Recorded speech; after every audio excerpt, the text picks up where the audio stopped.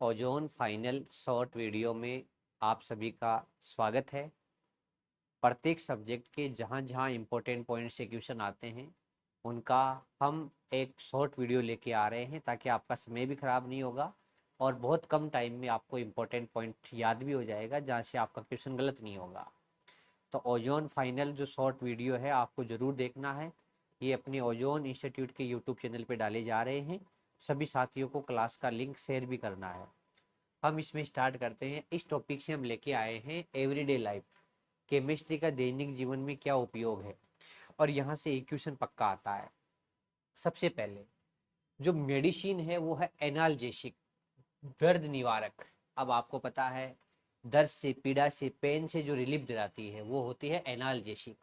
अब इसमें अच्छे एग्जाम्पल आ रहा है। पहले आ रहा है एस्पिरिन, इसके बाद दूसरा आ रहा है, ये जो जो इम्पोर्टेंट है एनसीईआरटी के अकॉर्डिंग वही आपको याद करने हैं। तो मैं आपको बता देता हूँ एक बार। एस्पिरिन, एस्पिरिन की स्ट्रक्चर भी देख लेना आप, वेरी इंपॉर्टेंट। तो ध्यान देना, जो सैलिसिलिक अम्ल है उसका एसीटेट है, ऊपर एसीटेट समूह जुड़ जाता है फिनोल की जगह। ये स्ट्रक्चर है एस्पिरिन की। चलो भाई, वेरी इंपॉर्टेंट। अब एस्पिरिन है, डाइक्लोरोफिनेक है, ये एनसीईआरटी में है। और नारकोटिक्स और नॉन नारकोटिक्स आपको पता है पिढ़ारी दो प्रकार के होते हैं। कौन कौन से? नारकोटिक्स का मीनिंग है हैबिट वाले, जो आदत बन जाती है। मॉर्फिन के प्रोडक्ट होते हैं, हेरोइन, स्मेक वगैरह। ये हालांकि जो जटिल ऑपरेशन होते हैं ना उनमें इनको उपयोग में लेते हैं। नॉन नारकोटिक्स है एस्पिरिन वगैरह, इनकी अपने को हैबिट नहीं पड़ती है। चलो भाई, ये आपने याद कर लिया। तो एस्पिरिन और नारकोटिक्स वाले जो भी है वो आपको ध्यान में रखने हैं। दूसरा है एंटीपायरेटिक, जवरनाशी। जो अपने जब बुखार के समय शरीर का टेम्परेचर ज़्यादा हो जाता है तो हम पैरासीटामोल वगैरह यूज करते हैं। तो ये शरीर के टेम्परेचर को क्या कर देती है? कम कर देती है। हालांकि नॉर्मल टेम्परेचर को क्या नहीं करती? कम नहीं करती। जो बुखार के टाइम, फीवर के टाइम जो टेम्परेचर हाई हुआ अपनी बॉडी का, उसको क्या कर देती है? कम। तो एस्पिरिन देखो, एस्पिरिन एनाल्जेसिक भी है, पीड़ाहारी भी है, और एंटीपायरेटिक भी है, जवरनाशी भी है। दोनों काम करती है एस्पिरिन। पैरासीटामोल और फिनिशिटिन, तीनों नाम आपको एंटीपायरेटिक में ध्यान में रखने हैं। एस्पिरिन, पैरासीटामोल और फिनाशिटिन। अगला अगला आ रहा है एंटीसेप्टिक। अब आपको पता, नाम से पता पड़ रहा है, प्रतिरोधी। एंटीसेप्टिक क्या करता है? जो माइक्रो ऑर्गेनिज्म होते हैं उनकी वृद्धि को रोकता है, ग्रोथ को रोकता है। जैसे आँखों में अपन जो दवाई डालते हैं वो बोरिक एसिड है, टर्नोविलियन है उसका।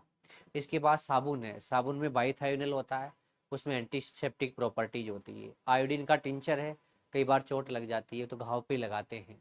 ये सब एंटीसेप्टिक के उदाहरण हैं। तो देखो, और सबसे बड़ा उदाहरण, अगर ये लो क्वांटिटी में है तो ये एंटीसेप्टिक है। अगर इसी का डाइल्यूशन, अगर उसमें हाई पानी की मात्रा क्या थी? ज़्यादा, तो इसकी मात्रा क्या होगी? कम। अब ये खुद की मात्रा 1% हो, इसका मतलब ज़्यादा है। 0.2% का मतलब क्या है? कम है। तो लो कंसंट्रेशन पर तो एंटीसेप्टिक होता है, और अगर मात्रा ज़्यादा लिया आपने तो फिर वो क्या बन जाता है? डिसइंफेक्टेंट बन जाता है, बोले तो रोगाणु नाशक बन जाता है। तो 0.2% फिनोल एंटीसेप्टिक है, जबकि इसका 1% फिनोल रोग, ये संक्रमणकारी रोगाणुनाशी का मीनिंग है।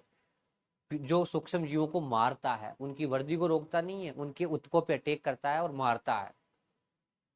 अगला है क्लोरोडिटोल। हाँ, डिटोल दो का कंपोनेंट होता है, क्लोरोजाइलिनोल का और टर्फिनियोल का। और बायोथायोनिल आ गया, आयोडीन का टिंचर आ गया, बोरिक अम्ल आ गया। ये सारे एंटीसेप्टिक के एग्जाम्पल है भाई। ये आपको आने चाहिए, गलत नहीं होना चाहिए। अगला है ट्रांसक्यूलाइजर, प्रशांतक।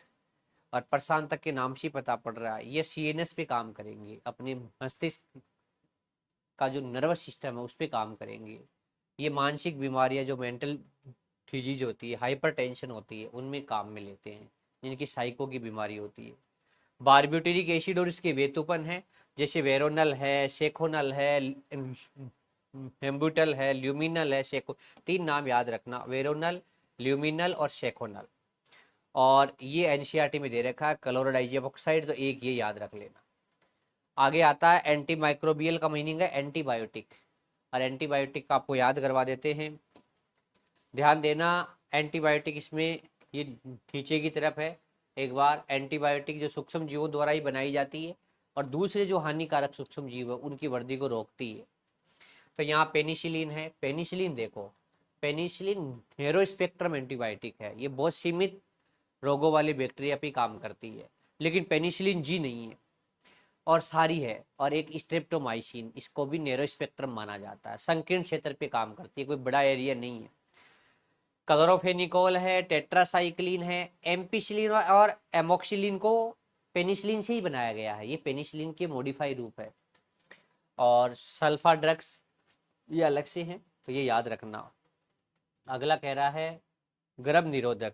तो देखो भाई, जो रियलिटी में गर्भ निरोधक का जो एग्जाम्पल है, जो वास्तव में जन्म दर को कंट्रोल करती है, तो इसमें दो एग्जाम्पल आएंगे। जो एस्ट्रोजन से बनी होगी उसको तो कहेंगे एथिनिल एस्ट्राडाइऑल, और जो प्रोजेस्टेरोन से बनी होगी उसके कहेंगे नोरेथिंड्रोन।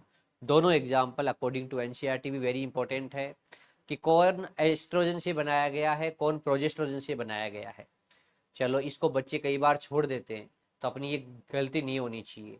एंटा एसिड, कई बार अपने स्टोमक में एसिडिटी की शिकायत हो जाती है क्योंकि वहाँ एसिडिक कंसंट्रेशन हाई हो जाती है, तो फिर उसको कम करने के लिए एंटी एसिड का यूज करते हैं, तो आमाशय में उपस्थित अधिक अम्ल को मुक्त करते हैं। हाँ देखो, डी ब्लॉक के मेटल हाइड्रोक्साइड होते हैं ना, वो क्षारीय होते हैं, बेसिक नेचर के होते हैं। तो मैग्नीशियम हाइड्रोक्साइड ले लिया, मैग्नीशियम कार्बोनेट ले लिया, एल्यूमिनियम हाइड्रोक्साइड ले लिया, सोडियम बाइकार्बोनेट ले लिया। लेकिन एनसीईआरटी साफ कहती है कई बार सोडियम कार्बोनेट लेने से फिर विलयन अम्लीयता से समाप्त होकर क्षारीय ज़्यादा हो जाता है, तो कई बार अल्सर वगैरह की भी शिकायत आती है, तो इसके उपयोग में बैन कर दिया सोडियम बाइकार्बोनेट की। ये मैंने आपको एक ही क्लास के वीडियो में इंपॉर्टेंट जो पॉइंट्स है, हालांकि नोट्स बुक में आपको अच्छे से लिखा रखे हैं, इस पे आधारित क्वेश्चन भी आपको दे रखे हैं, लेकिन एक बार शॉर्ट में ये आप कॉपी में कहीं भी एक सिंगल पेज में इनको लिख लेना, ताकि आराम से आपसे गलती नहीं हो। ये एनसीईआरटी से लिए गए एग्जाम्पल है। Thank you.